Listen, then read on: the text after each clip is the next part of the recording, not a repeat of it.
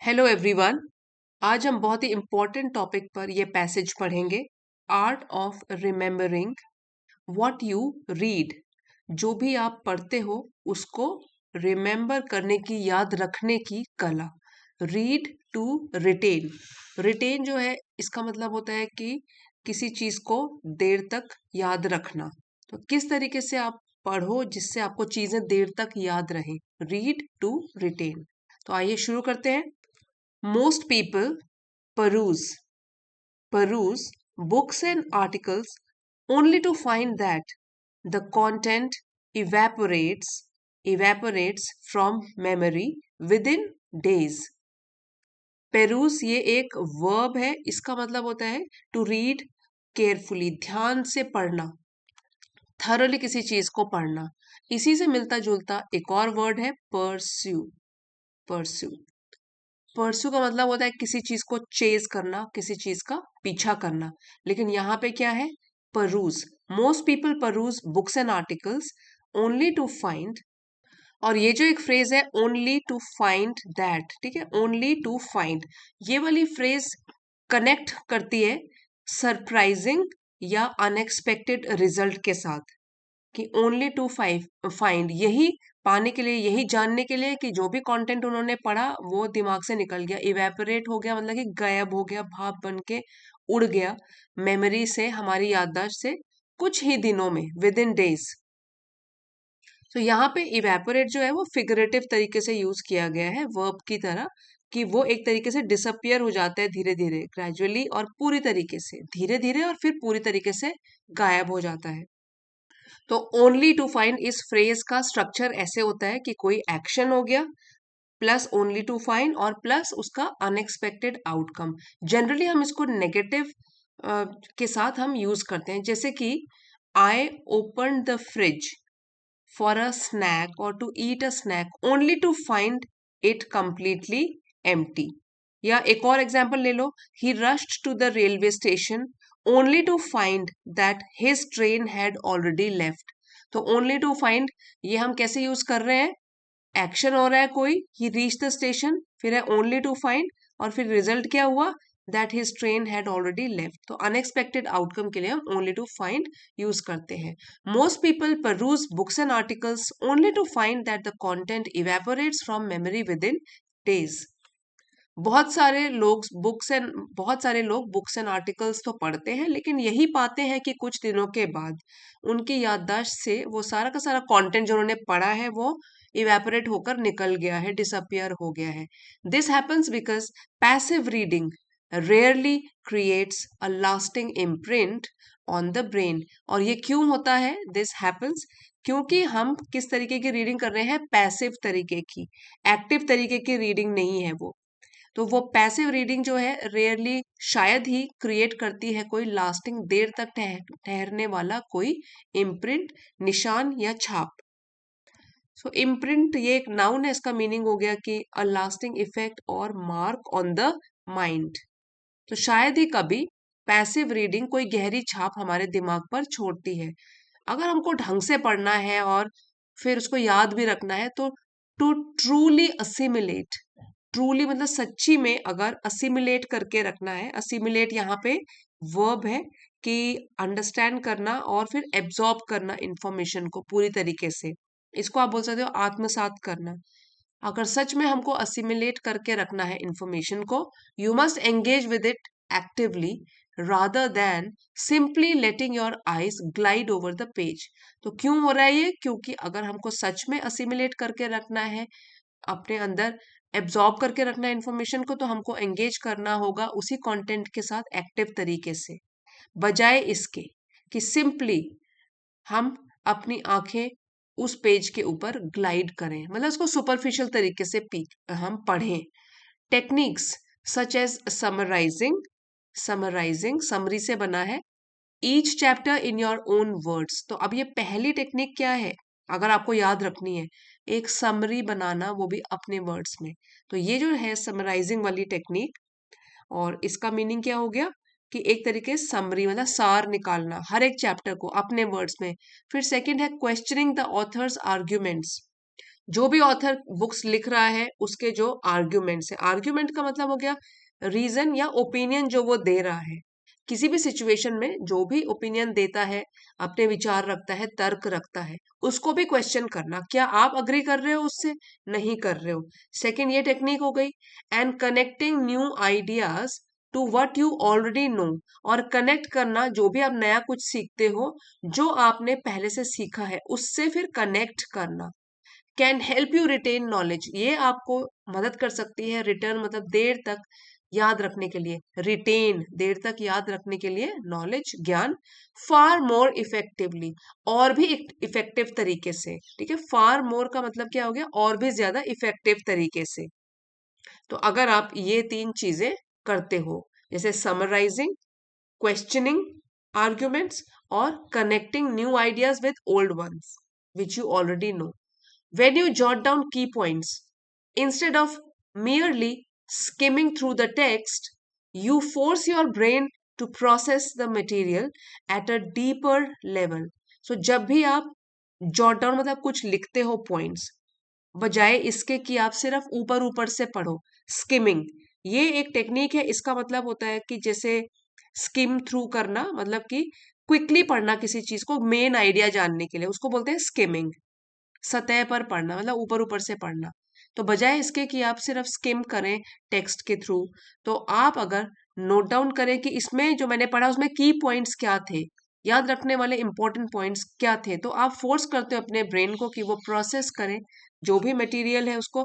Process मतलब think and understand information, जो भी मटेरियल है और भी गहराई से सोचे समझे, which is essential for long term memory, जो कि बहुत जरूरी है। एसेंशियल मतलब इंपॉर्टेंट है, जरूरी है अगर आपको देर तक कोई चीज को याद रखना है। One of the most underrated habits is spaced repetition. अब जो अंडररेटेड है, ये जो है इसका मतलब होता है कि नॉट अप्रिशिएटेड, जिसको कि ज्यादा इंपॉर्टेंस न दी गई हो। तो ये एक एडजेक्टिव है, अंडररेटेड मतलब कि नॉट गिवन मच वैल्यू और not given much importance. One of the most underrated habits, तो हैबिट्स जो कि काफी कम आंकी गई हैं वो है स्पेस्ड रेपिटिशन। ये एक नाउन है, इसका मतलब होता है कि learning method that reviews information at increasing intervals, मतलब कि आप एक बार अगर आपने पढ़ लिया तो दोबारा आते हो, उसको रिपीट करते हो, रिवाइज करते हो, रिविजिट करते हो उसको। ठीक है, तो उसको क्या बोलते हैं, स्पेस्ड रेपिटेशन। स्पेस दिया, थोड़ा गैप दिया, फिर से रिपीट किया, लेकिन अंतराल पर दोहराना। Revisiting the same material at increasing intervals rather than cramming it all at once. तो आपको इसमें क्या करना है, रिविजिट करना है, दोबारा उसी टेक्स्ट को पढ़ना है, सेम मटेरियल को। और इंटरवल्स क्या होंगे, जैसे कि पहले 2 दिन के बाद पढ़ा तो अगली बार 4 दिन के बाद, तो ऐसे इंक्रीज करते रहने अपने इंटरवल्स, बजाय इसके कि आप रट्टा मारे, जल्दी जल्दी पढ़े, सारी की सारी इंफॉर्मेशन एक ही दिन में याद करने की कोशिश करें, तो ऐसा नहीं होगा, उसमें आपको रिविजिट करना होगा। This method works because the brain consolidates memories during rest. Consolidate ये एक वर्ब है, और इसका मीनिंग होता है कि to make something more secure, और भी मजबूत बनाना, सॉलिड बनाना। क्योंकि ये मेथड इसलिए काम करता है, वर्क्स इसलिए काम करता है क्योंकि हमारा जो ब्रेन है वो हमारी जो भी हमारी चीजें हैं, याद की गई चीजें हैं, रेस्ट के दौरान, ठीक है, वो जो हमारे ब्रेन में रहती हैं उनको कंसोलिडेट करता है और भी मजबूत करता है। And repeated exposure over time helps information move from short term to long term storage. और जब हम उसको दोहराते भी हैं रेगुलर इंटरवल्स पे, जैसे कि गैप्ड इंटरवल्स पे, ओवर टाइम समय के साथ साथ वो हेल्प करता है इंफॉर्मेशन को, कि ताकि वो शॉर्ट टर्म मेमोरी से हमारी लॉन्ग टर्म मेमोरी वाली स्टोरेज स्पेस में आ जाए। फिर हमारी वो वोकेबलरी या जो भी हमने याद करना है वो हमारी याददाश्त का एक हिस्सा बन जाती है। Another powerful strategy is teaching what you learn to someone else। ये भी बहुत ही important strategy है कि जो आपने पढ़ा है अगर आपको याद करना है तो जितना आपको याद हुआ हो वो आप दूसरे को पढ़ाओ।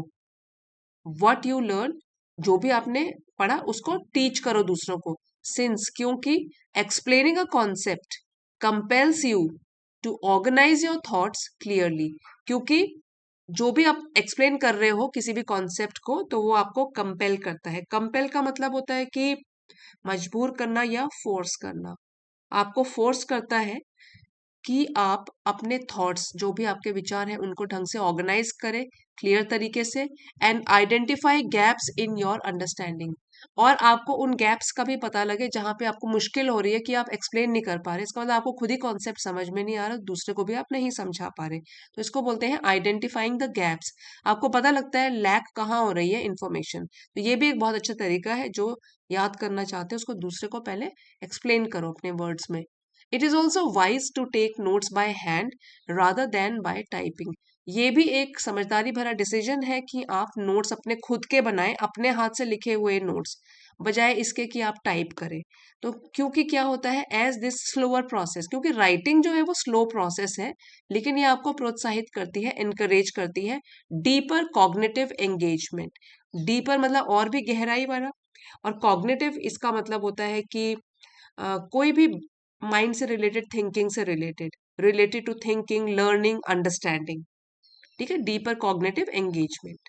और एंगेजमेंट हो गया इन्वॉल्वमेंट, कि आप एक थिंकिंग है देर तक कर रहे हो, लर्निंग है अंडरस्टैंड देर तक कर रहे हो, ढंग से कर रहे हो, डीपर वे में कर रहे हो। Remember, Rome wasn't built in a day.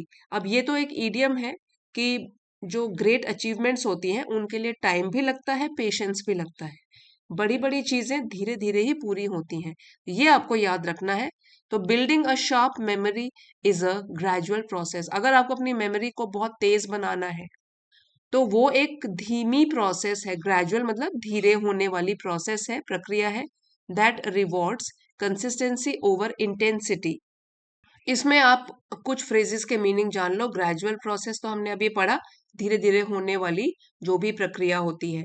फिर है कंसिस्टेंसी, इसका मतलब है कि हर रोज बिना ब्रेक दिए हुए थोड़ा थोड़ा काम करना या प्रैक्टिस करना। और इंटेंसिटी होता है एक ही बार में बहुत सारा प्रेशर लेना या बहुत ज्यादा पढ़ना, जैसे हम एग्जाम के टाइम करते हैं, उसको इंटेंसिटी बोलना है यहाँ पर। तो ये जो पूरा लाइन हो गया, रिवॉर्ड्स कंसिस्टेंसी ओवर इंटेंसिटी, इसका मतलब है रोज थोड़ा पढ़ने से बेहतर रिजल्ट हमको मिलते हैं, अच्छे रिजल्ट्स मिलते हैं, जबकि एक ही दिन में सब कुछ पढ़ने से कोशिश हमारी बेकार चली जाती है, देर तक रिटेन नहीं कर पाते। इसीलिए यहाँ पे बोला गया है Rome wasn't built in a day. Building a sharp memory is a gradual process that rewards consistency over intensity. तो पूरी लाइन का ये मीनिंग हो गया कि तेज दिमाग, शार्प मेमोरी या अच्छी मेमोरी बनाने का एक धीरे धीरे होने वाला एक काम होता है। सबसे पहले तो धीरे धीरे होने वाला प्रोसेस है, जिसमें कि हर रोज थोड़ी मेहनत करनी होगी। एक दिन में बहुत सारी मेहनत करने से ज्यादा फायदा होगा अगर हम धीरे धीरे रोज मेहनत करेंगे, तो हमारी मेमोरी फिर शार्प भी बनेगी। अल्टीमेटली, आखिरकार, becoming a person who remembers everything they read is not about having a photographic memory. एक ऐसा व्यक्ति बनना, बिकमिंग अ पर्सन जो कि, ठीक है, पर्सन हु रिमेम्बर्स, याद रखता है सब कुछ जो वो पढ़ता है। इसका मतलब ये नहीं है कि उसके पास फोटोग्राफिक मेमोरी है। ये इसका मतलब होता है कि जैसे कि फोटो देखी और सब कुछ याद रहा, ठीक है। ये एक एबिलिटी होती है जिससे कि थिंग्स हमको वैसे ही याद रहती हैं जैसे कि फोटो खींच के किसी ने हमारी मेमोरी में डाल दी हो, उसको बोलते हैं फोटोग्राफिक मेमोरी। जिन लोगों ने एक बार कुछ ऐसे टेक्स्ट या कोई भी चीज की फोटो देख ली, तो उसकी मेमोरी में वो याद हो गई। तो ऐसा तो कभी कभार ही किसी के साथ होता होगा, ये नहीं होता, रेयरली होता है, शायद ही कभी होगा। It is about adopting the right habits and sticking to them with discipline. तो हम बात कर रहे हैं कि becoming a person who remembers everything they read. तो अगर आपको भी ऐसा व्यक्ति बनना है जो कि जो भी पढ़ता है वो उसको देर तक याद रहता है, तो इसके लिए होगा अडॉप्ट करना, अपनाना अच्छी आदतें, और फिर उनसे फिर उनको फिर बनाए भी रखना, स्टिकिंग टू देम मतलब उनसे चिपके रहना या उनको बनाए रखना, डिसिप्लिन के साथ फॉलो करना। Do not be disheartened if progress feels slow at first. तो डिसहार्टन्ड ये एडजेक्टिव है, इसका मतलब होता है कि बिल्कुल ही निराशावादी हो जाना और डिस्करेज फील करना, कॉन्फिडेंस खो देना। तो आपको डिसहार्टन्ड फील नहीं करना अगर आपको प्रोग्रेस स्लो लगे शुरुआत में एट फर्स्ट।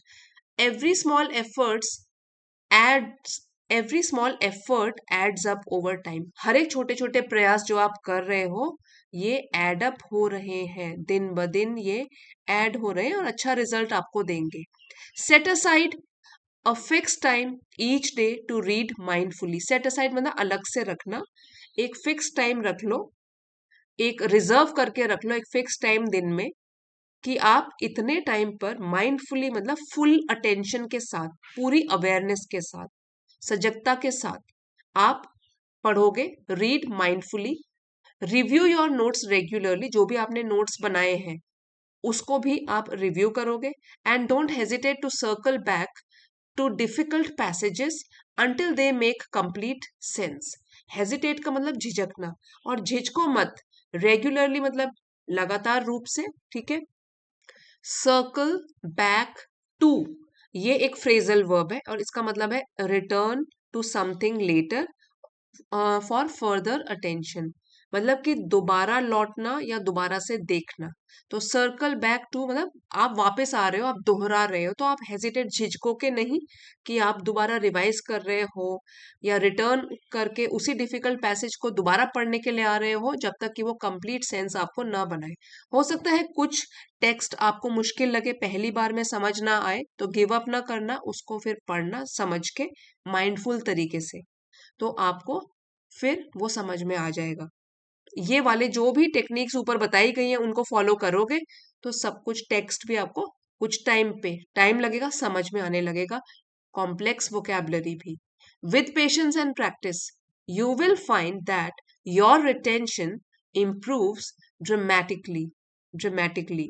ठीक है, तो प्रैक्टिस के साथ धैर्य रख के, एक तो प्रयास के साथ और धैर्य रखकर आपको पता लगेगा, you will find that your retention, कि आपकी जो भी एबिलिटी है रिटेन करके रखने की, याद करके रखने की, वो इम्प्रूव हुई है, वो भी ड्रामेटिकली मतलब बाय लार्ज अमाउंट, बहुत ही बड़े क्वांटिटी में, बाय लार्ज अमाउंट इम्प्रूव हुई है।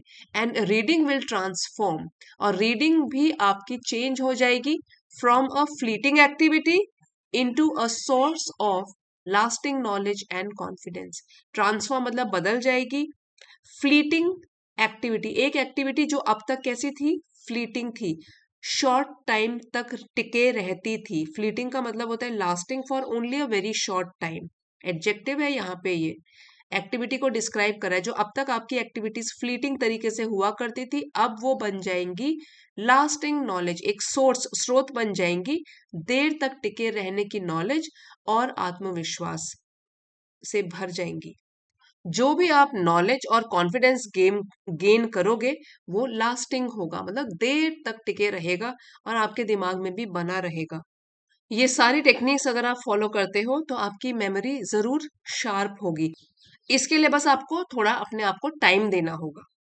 और इस पूरे लेसन का एनोटेटेड पीडीएफ आपको चैनल की एलीट मेंबरशिप को ज्वाइन करके मिल जाएगा। आप चाहते हो लेवल 2 की मेंबरशिप है उसको ज्वाइन कर सकते हो। आज आपके लिए टेस्ट भी बनाया है, सो पीडीएफ से आप पहले पूरी की पूरी वोकैबुलरी को रिवाइज कर सकते हो और उसके बाद आप ये पूरा जो टेस्ट है वो दे सकते हो। तो आप पहले रिवाइज करके देन विदाउट हिंदी मीनिंग एक बार इसको रीड करके देख सकते हो कितना समझ में आया है। ये वाला बार बार रिविजिट कर सकते हो तो पूरा समझ में भी आ जाएगा। हाईलाइटेड है इसमें डिफिकल्ट वर्ड्स। उसके बाद ये टेस्ट है आपका। तो आज हमने वर्ड बैंक क्या क्या पढ़े, peruse, evaporate, assimilate, retain, jot down, skim through, cramming, consolidate, compel, disheartened, mindfully, circle back. तो ये वाले जो है आप जब वर्ड मीनिंग रिवाइज कर लोगे तो ये टेस्ट में वीडियो पॉज करके आप इसको दे सकते हो, लिख सकते हो और फिर बाद में आंसर्स भी शेयर किए जाएंगे। तो ये पूरे के पूरे ये 8 पॉइंट्स हैं, आप इसको देखिए वीडियो पॉज करके और उसके बाद आंसर्स, आंसर से टैली कीजिए कितना समझ में आया है। और इसी वीडियो में आज पीडीएफ में राउंड 2 है, बोनस वोकैबुलरी भी दी गई है जो कि रीडिंग से ही रिलेटेड है। ये सारी की सारी वोकैबुलरी जो है रीडिंग और मेमोरी से रिलेटेड है, तो आप इसको भी पढ़ सकते हो। इसमें हिंदी मीनिंग्स भी दिए गए हैं और कुछ प्रैक्टिस सेंटेंसेस भी दिए गए हैं। हमारे डिफिकल्ट लेवल वाले वर्ड्स यहाँ पे हैं। और आपके लिए फिर एक टेस्ट भी प्रिपेयर किया गया है इसी से रिलेटेड, वो भी आप देख सकते हो। सो पूरा पीडीएफ भी बहुत ध्यान से प्रिपेयर किया जाता है, कुछ एक्स्ट्रा इसमें दिया जाता है नॉलेज के रूप में, तो आप इसको भी फॉलो कर सकते हो, चाहे तो एलिट मेंबरशिप को ज्वाइन कर सकते हो। और अगर आपके लिए आज का पैसेज जरा भी हेल्पफुल रहा हो, कमेंट्स लिख के जरूर बताइएगा। And please don't forget to like, share and subscribe. Thank you for watching.